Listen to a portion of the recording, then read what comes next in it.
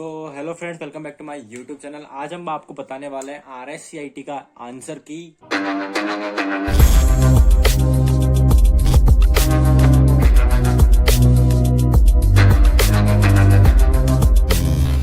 जो कि answer correct answer है। और RSCIT की जो एग्जाम आज लगी थी 22 जनवरी 2023। फर्स्ट क्वेश्चन था अपना, जो सेविंग की जो प्रक्रिया होती है इसमें मेमोरी से स्टोरेज माध्यम में दस्तावेज को कॉपी करने की होती है। तो इसका करेक्ट आंसर है ए। सेकंड क्वेश्चन है, सीपीयू और मेमोरी स्थित होती है। ठीक है, सीपीयू और मेमोरी स्थित है तो कहाँ पे होती है वो आप सबको पता होना चाहिए। आपको सबको पता होगा कि मदरबोर्ड में स्थित होती है। तो मदरबोर्ड जो होता है वो आपको सही आंसर है। तो B number is correct answer. ठीक है, तो B number is correct answer. And third question है, एफटीपी का पूरा नाम। तो एफटीपी का पूरा नाम होता है फाइल ट्रांसफर प्रोटोकॉल। तो correct answer is A. Fourth number का क्वेश्चन है, आपको कुशल स्लाइड शो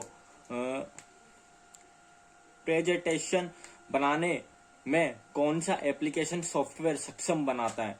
तो आपको मतलब which application software enabled you to create efficient slide show presentation. तो आपको कौन सी जो ऐप है जो आपकी स्लाइड शो बनाता है, तो वो स्लाइड शो आपको पता है MS पावर पॉइंट में बनती है। तो correct answer is C, MS PowerPoint. ठीक है, और the primary purpose of the computer is to process blank and convert into to information. तो कंप्यूटर का प्राथमिक उद्देश्य ब्लैंक को प्रोसेस करने और इसको सूचना में बदलना है। तो उसका काम होता है डेटा। डेटा का काम होता है ये सब कुछ काम करना। करेक्ट आंसर इज बी, तो data. Now six question, you can use social media from the computer using. तो आप सोशल मीडिया का यूज किन चीजों से कर सकते हो कि सी जो एग्जाम्पल है, सी फेसबुक, इंस्टाग्राम, ट्विटर। तो करेक्ट आंसर इज सी। तो 6-7 नंबर का क्वेश्चन है अपना, junk email is also called. तो स्पैम कहलाता है वो। तो ठीक है, तो स्पैम तो आपको करेक्ट आंसर इज ए। ठीक है, यूएसबी स्टैंड फॉर, यूएसबी की फुल फॉर्म क्या है आपको। यूएसबी का आपको पता होता है कि यूनिवर्सल सीरियल बस, जिसको अपन कहीं पे भी ले जा सकते हैं, कहीं पे भी ला सकते हैं। तो इसलिए इसको यूनिवर्सल सीरियल बस कहा जाता है। तो correct answer is A. And 9 number का क्वेश्चन है, टीबी, केबी, जीबी, एमबी मेमोरी की इकाइयों को आरोही क्रम में व्यवस्थित करें। तो ये क्वेश्चन था जिसको मतलब बहुत सारे लोगों ने बोला है कि ये क्वेश्चन गलत है, या फिर आरोही क्रम में व्यवस्थित करना है तो छोटे से लेके बड़े तक, पहले सबसे छोटा, फिर सबसे बड़ा, फिर सबसे बड़ा।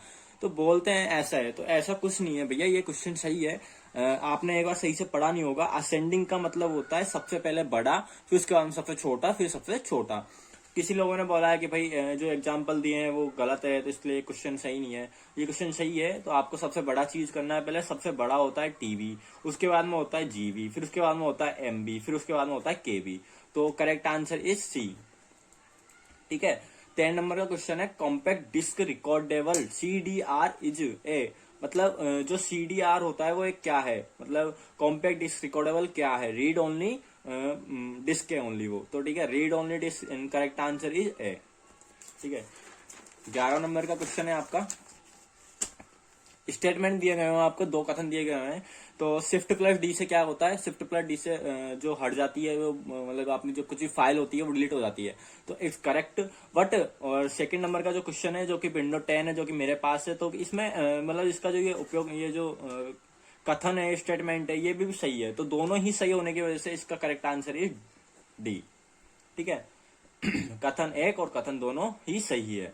ठीक है, 12वां नंबर का क्वेश्चन है, एनिमेशन जैसे प्रभाव है तो जो तब होते हैं जब आप MS पावर पॉइंट 2010 में स्लाइड शो के दौरान एक स्लाइड से दूसरी स्लाइड पर जाते हैं।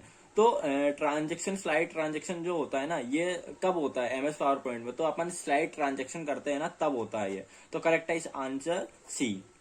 ठीक है, 13वां नंबर का क्वेश्चन है अपने पास। तो 13वां नंबर का क्वेश्चन बोल रहा है कि MS एक्सेल 2010 में सेल एड्रेस का सही उदाहरण क्या है। सेल एड्रेस का उदाहरण सही होता है कि सबसे पहले अपन सेल का एड्रेस देना पड़ता है। तो अपन को एजेड, सबसे पहले एजेड आएगा, फिर उसके बाद 145। तो ये is B option is correct. तो बी ऑप्शन सही है। A valid example of URL, मतलब यूआरएल होती है अपनी जो लिंक होती है, अपन इसको लिंक बोलते हैं। तो एक एग्जाम्पल दो लिंक का, तो लिंक ये भी नहीं है, ये एक जेपीजी आ रहा है यहाँ पे, तो इसका मतलब इमेज है ये। तो इमेज होती है ये, जेपीजी होती है, जो कि ये एक मतलब नंबर है, और ये भी कुछ और है। तो जो एग्जाम्पल है अपना, जो कि लिंक है अपनी, तो ये है। ठीक है, सी करेक्ट आंसर। मैंने इंग्लिश में पेपर दिया है, तो मेरे को इन सब का नहीं पता, ये किसी ने भरे हैं मतलब। तो ये सही है, मैंने तो ये भरे हैं। और 15 नंबर का क्वेश्चन है जिसमें मैंने मैच करना था कि एमएस वर्ड है, तो एमएस वर्ड से क्या होता है, डॉक्यूमेंट बनते हैं। और एमएस पावर पॉइंट होता है, उसमें आपको पता है स्लाइड बनती है, जिसके अभी पीछे भी क्वेश्चन आए। तो एमएस एक्सेल बचा, इसमें एमएस एक्सेल में क्या होता है, शीट बनती है। तो इन सब का मिलान इससे कर दिया मैंने, इसका मिलान इससे कर दिया, और इसका मिलान इससे कर दिया। मैंने क्वेश्चन इस पे दिए हैं, तो आप इनको मत देखना, इनको छोड़ना।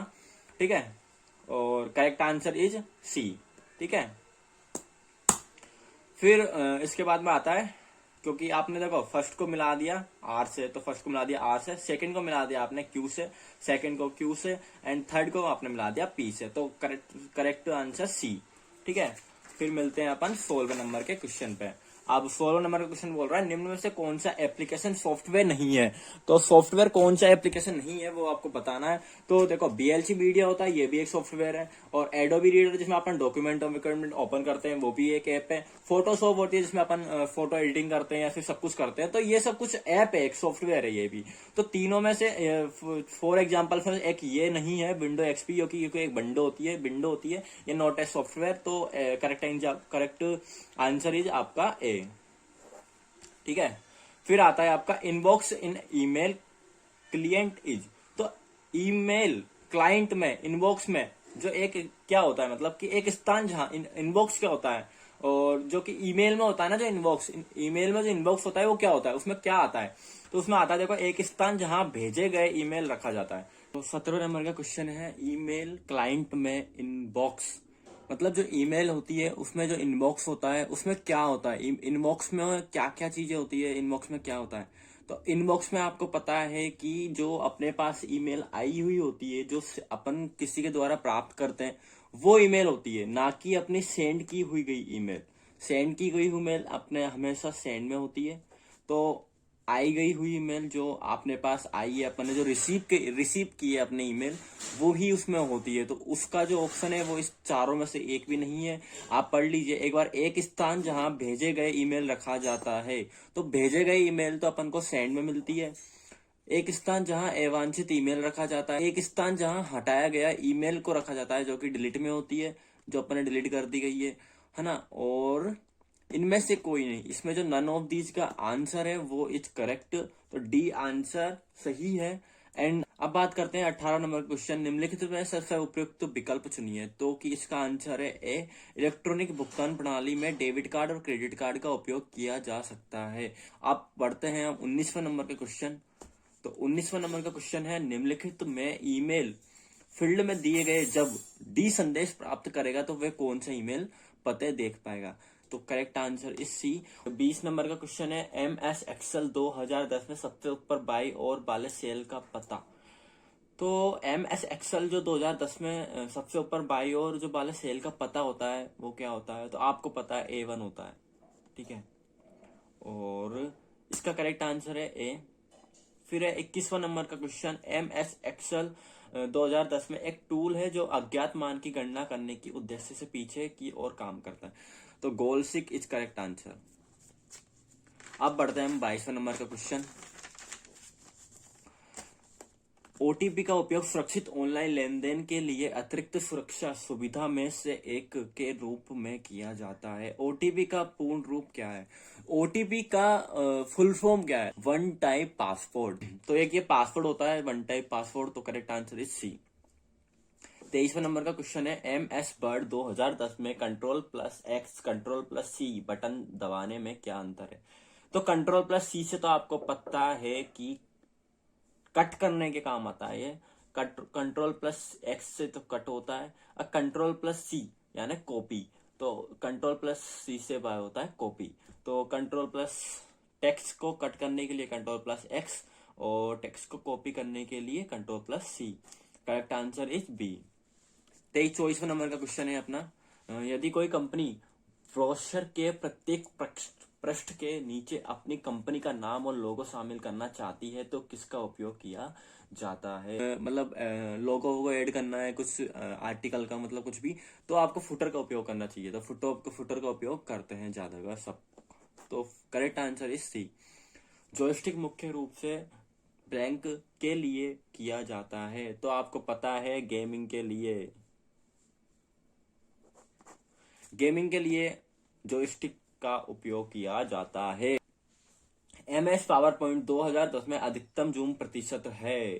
तो आपको, मेरे को लगता है किसी किसी को डाउट होगा कि भाई 200, किसी को 400, किसी को 100। तो मैं आप करेक्ट आंसर है 400।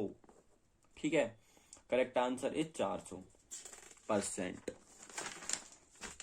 27 नंबर का क्वेश्चन है, कंप्यूटर का विशाल नेटवर्क जो दुनिया भर में लाखों लोगों को जोड़ता है कहलाता है, क्या कहलाता है? वो कंप्यूटर का ऐसा कौन सा नेटवर्क है? तो वो है इंटरनेट।